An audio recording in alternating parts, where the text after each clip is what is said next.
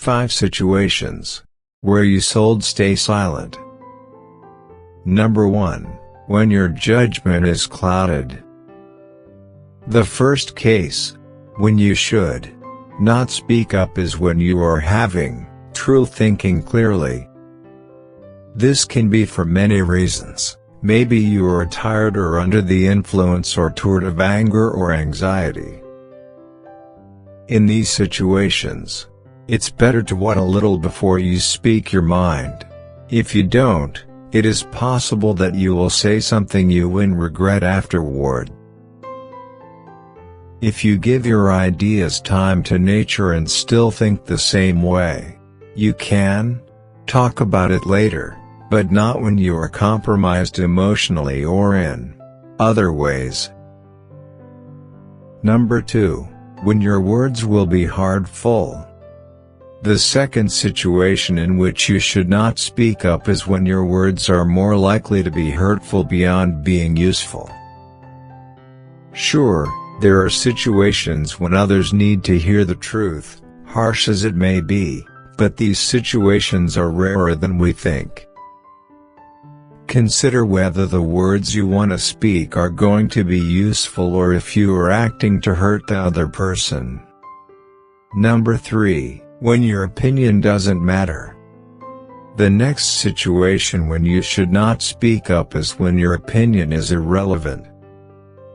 It's never easy to admit and accept it, however, it's very important, even if our ego doesn't agree. When you don't know enough about a situation or other people or experts, or when your opinion has no impact on others, it's often better to stay silent, just because it's the wisest thing to do. Silence is the best answer to someone who doesn't value your words. Number 4. When you don't have enough evidence. Sure, in some situations we are free to speculate and speak up even if we don't have evidence. However, this is not always true when we are talking about something that will likely have a big impact on another person. For instance, on their physical and manual well-being, we should not offer information that is not certain.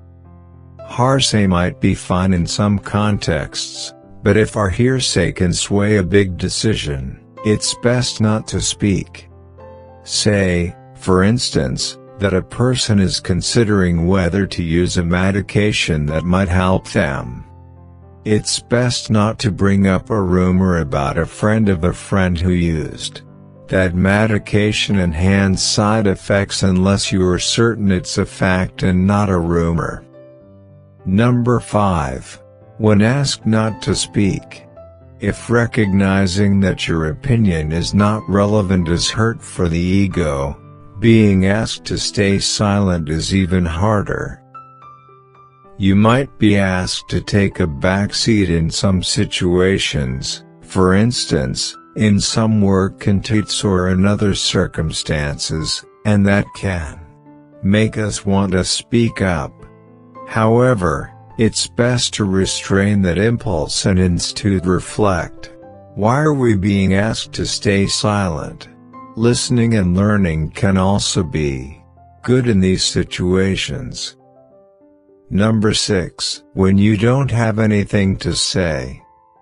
Just because you feel you ought to add something doesn't mean you should. Instead, you might support what someone else has said. It can feel awkward saying that you don't have something to add, but it is usually better than speaking for the sake of speaking. Allow yourself to admit when there is nothing to add. Be careful with your words. Once "tie" are said, "tie" can be only forgiven, not forgotten.